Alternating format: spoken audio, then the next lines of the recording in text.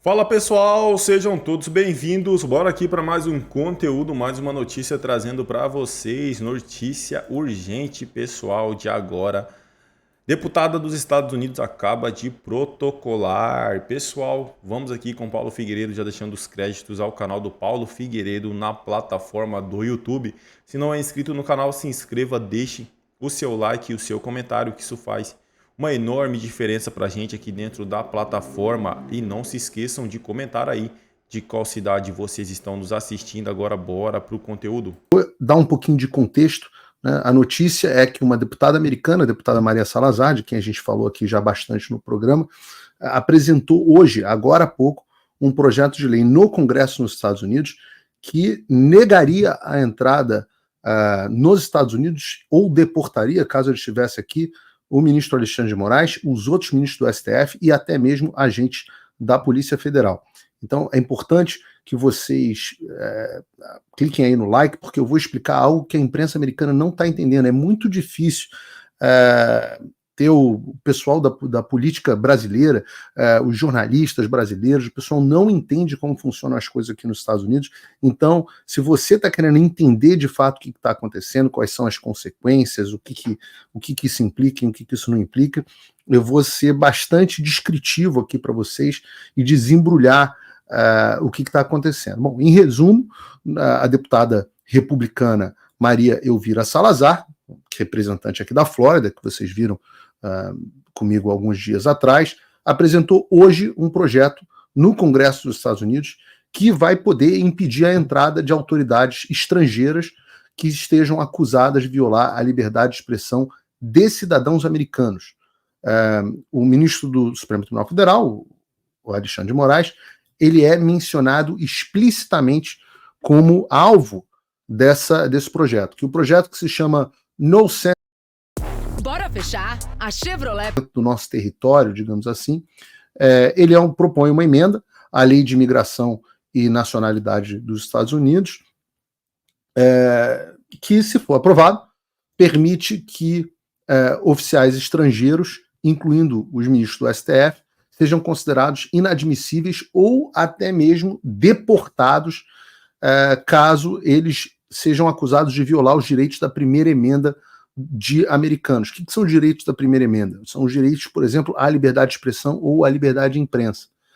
A Salazar fez um comunicado para a imprensa e, embora o Alexandre, que menciona o Alexandre de Moraes especificamente, e embora o Alexandre seja o único ministro mencionado, tecnicamente o projeto pode afetar todos os membros da Corte Brasileira que estejam acusados de ações semelhantes, inclusive policiais federais.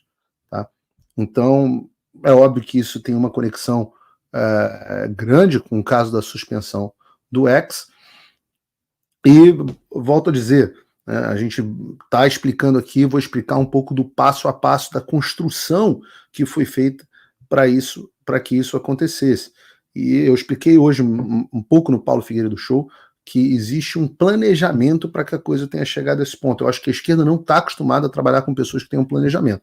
Primeira etapa do nosso planejamento aqui no exterior foi o processo de conscientização da situação do Brasil, do fato de que o Brasil não é mais uma democracia e é uma ditadura. A gente começou a soar o alarme, eu digo a vocês, em novembro de 2022, antes do meu visto, passaporte, antes minhas contas serem bloqueadas, etc, etc, novembro de 2022. Só que a gente não tinha muitos caminhos. Uma coisa que a direita brasileira não fez, com exceção do Eduardo Bolsonaro, que sempre ajuda bastante, foi a construção de pontes com a direita do resto do mundo. A esquerda é muito bem articulada, a direita não é.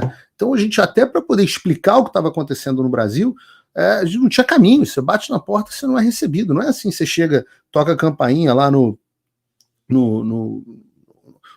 deputado e o deputado vai te receber. Não, você tem que ter acesso, né? Conseguir ter acesso para sentar com as pessoas. Eu me lembro que a própria deputada Salazar, as primeiras 3 vezes que eu estive no gabinete dela, eu não fui recebido por ela, fui recebido por assessores. Né? Uma das vezes que eu cheguei lá, eu até a cumprimentei e ela não quis perder um minuto conversando comigo.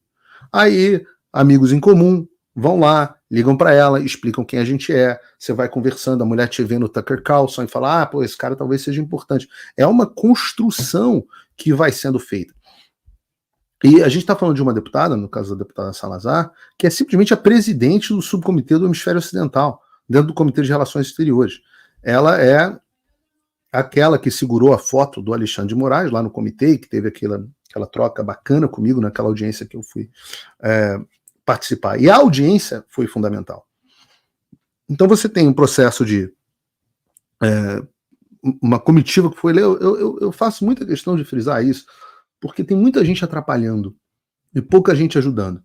Então, quando a gente chega lá, o carrapato lá do saco do Olavo fala, foi ver, brasileiros foram no exterior conversar com o Jorge Santos, numa comitiva que tinha tido pela primeira vez, eu tinha conseguido trazer deputados brasileiros, à exceção da Carla Zambelli, que tinha vindo comigo uma vez antes, de peito aberto aqui, tadinha, foi muito corajosa. Depois começaram a vir, veio o senador Girão, foi uma comitiva grande aqui, o Nicolas encontrou com a gente, o Gaia, etc. Vieram encontrar e a gente também encontrou então o deputado Jorge Santos, que ajudou muito, sempre ajudou muito em todos os processos que pôde. Aí as pessoas, a direita brasileira vai encontrar Jorge Santos.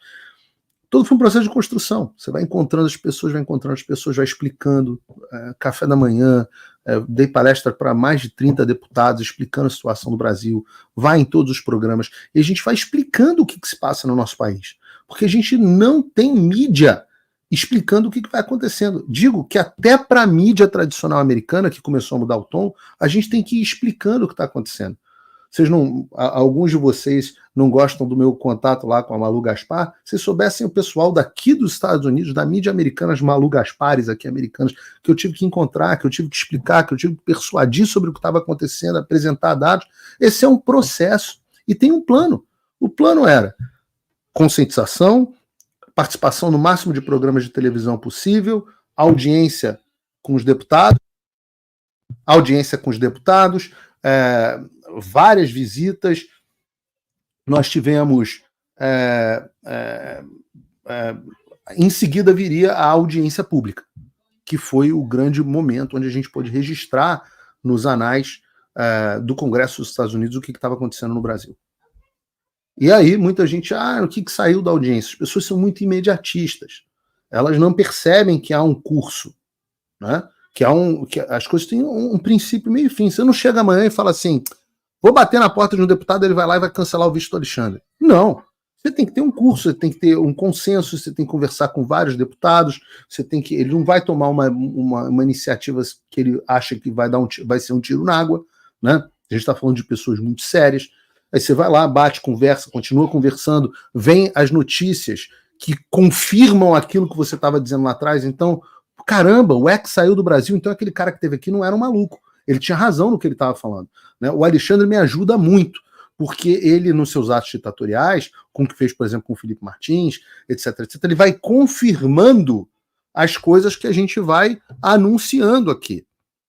E isso nos ajuda muito. Esse é um processo que nos ajuda muitíssimo. Daí nós tivemos a audiência, o passo seguinte da audiência, a audiência na qual a própria Maria Salazar levantou lá a foto, o passo seguinte da audiência foi a intimação do Alexandre de Moraes pelo deputado Chris Smith, colega da Maria Salazar, a que o Alexandre apresentasse o contraditório. O Alexandre não apresentou o contraditório e foi dito, uma vez que você não apresentou o contraditório, eu mostrei hoje uma carta do Chris Smith explicando isso. Uma vez que você não apresentou o contraditório, você tem todo o direito. Eu não tenho jurisdição sobre o outro país. Mas nós vamos apresentar leis que valham para a nossa jurisdição, para o nosso território americano. Então, os Estados Unidos, de fato, não podem tomar nenhuma medida que tenha efeito no Brasil. Mas eles podem tomar medidas que tenham efeito nos Estados Unidos contra autoridades brasileiras. E foi exatamente isso que aconteceu. E esse eu vou explicar aqui no final do programa, no final da live, essa foi uma das iniciativas. Uma das iniciativas que vem por aí. E eu acho, volto a dizer, de acordo com o programa de hoje, tudo que eu falei que ia acontecer, aconteceu. Não teve uma coisa que eu falei, olha, vem alguma coisa aí. E essa coisa não veio. Então, de novo, Aí a gente consegue reunir a comunidade brasileira para apoiar a campanha da Salazar, para mostrar como o Brasil é uma força política dentro dos Estados Unidos. O senador Rick Scott, o trabalho feito junto com a Conhece Brasil, de 18 de outubro, tem um outro evento grande para muitas pessoas, de novo para Maria Salazar. Gera interesse dos parlamentares sobre a comunidade brasileira, sobre os votos da comunidade brasileira, sobre a capacidade de arrecadação com a campanha brasileira, que nos Estados Unidos doação de campanha é uma coisa muito robusta. Então, esse evento que eu organizei para Salazar foi um evento fechado para pessoas aqui de altíssimo nível, alto nível de empresários, alto nível vieram autoridades do Brasil, alto nível mesmo. E a gente teve a oportunidade de passar 1h30 conversando sobre o que estava acontecendo no Brasil, até que a gente desembarcou agora nesse projeto de lei que eu vou explicar para vocês. Mas antes é importante vocês entenderem quem são estes deputados. Maria Salazar, ela era mais ou menos fazia o que eu faço. Ela era uma jornalista de televisão, como eu fui de televisão, que fez entrevistas com grandes personalidades mundiais. A Maria Salazar é descendente de cubano e ela foi uma das poucas jornalistas, se não a única, nos Estados Unidos a entrevistar o Fidel Castro, numa entrevista de 1 a 1. Entrevistou o Pinochet. Desde que se tornou deputada, há 2 mandatos atrás, ela tem sido uma das grandes defensoras da questão das liberdades na parte da América Latina. É muito respeitada, é uma pessoa dentro do Congresso muito respeitada. Pessoalmente, tem sido muito agradável, muito interessante lidar com ela, porque ela é focada, ela é muito objetiva. Então, é engraçado que você vai conhecendo os deputados aqui e você vai conhecendo a personalidade de cada um deles. Então, o Chris Smith tem grandes qualidades, as coisas com ele se movem um pouquinho mais devagar, né? Ele é o membro mais antigo do Congresso, é um cara um pouco mais senhor, etc. A Maria Salazar, ela parece um gavião. Ela olha o que ela vê, ela vê o que ela quer pegar, ela vai em cima, pega e arrebenta. Estamos falando de uma deputada, uma águia mesmo. E a gente tem nesse projeto, num projeto só dela, o que é bacana, porque ele é um projeto que sai com o apoio da Flórida e da Califórnia. Já nasce com o apoio de 2 deputados com enorme peso dentro do Partido Republicano. O outro foi o Darrell Issa, que é um congressista muito importante da Califórnia. Ele é descendente de imigrante libanês, né? Um cara de enorme sucesso empresarial, fundador de uma empresa de eletrônicos, de empresa de segurança de eletrônico para automóveis, etc. E é um dos membros mais ricos do Congresso dos Estados Unidos. A Maria Salazar é bem rica também, mas o Darrell é bilionário, né? É multimilionário. Em 2000, ele resolveu entrar para a política e já está há 24 anos no Congresso. Ele foi, em 2000, durante um certo período, ele foi o presidente do Comitê de Supervisão do governo, né? Que é um comitê muito importante aqui, um comitê que fica revendo as atividades do governo durante o governo Obama, e ele era muito crítico ao governo Obama. Então, é um dos caras muito respeitados.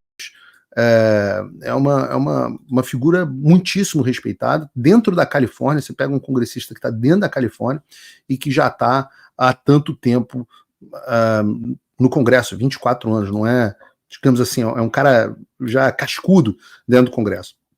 Bom, o que disse, deixa eu botar aqui, o que disse o documento que eles enviaram hoje, o comunicado à imprensa, tá aqui, ó, diz assim: hoje, a presidente do subcomitê do Hemisfério Ocidental, Maria Elvira Salazar, e o deputado Darrell Issa apresentaram uma proposta de lei para tornar inadmissíveis nos Estados Unidos. Eu vivo nesse lugar.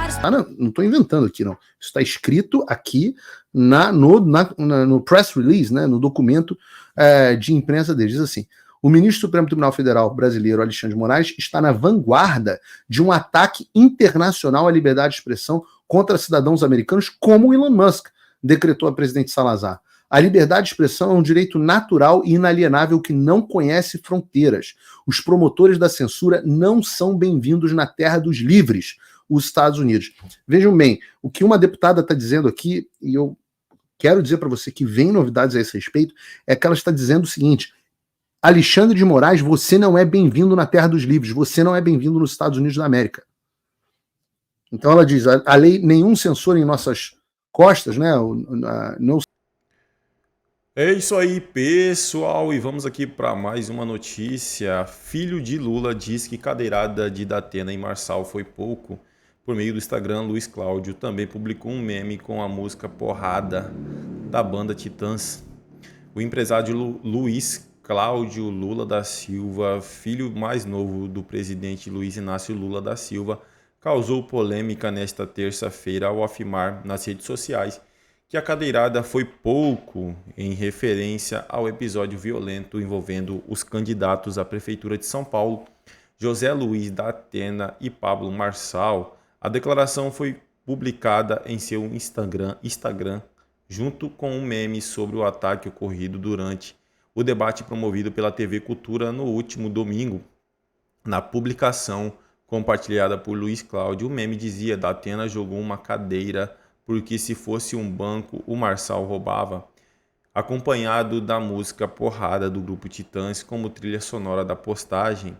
O caso ocorreu durante o debate quando Datena golpeou Marçal com uma cadeira após uma troca de provocações. A agressão resultou na expulsão de Datena do evento, enquanto Marçal foi encaminhado ao hospital sírio-libanês com suspeita de fraturas nas costelas. A transmissão do debate foi interrompida por cerca de 9 minutos, retornando à normalidade com os demais candidatos. Antes da agressão, Marçal havia questionado Datena sobre quando ele iria desistir da disputa, além de acusá-lo de assédio, em referência a um caso já arquivado por falta de provas. A tensão aumentou e culminou no ataque de Datena com uma cadeira. O apresentador da TV Cultura, na ocasião, classificou o episódio como um dos mais absurdos da televisão brasileira. É isso aí, pessoal. Agradeço a vocês pela companhia. Se não é inscrito no canal, se inscreva. Deixe seu like e seu comentário, que isso faz uma enorme diferença para a gente aqui dentro da plataforma. Desde já agradeço a presença de todos vocês e até o próximo conteúdo.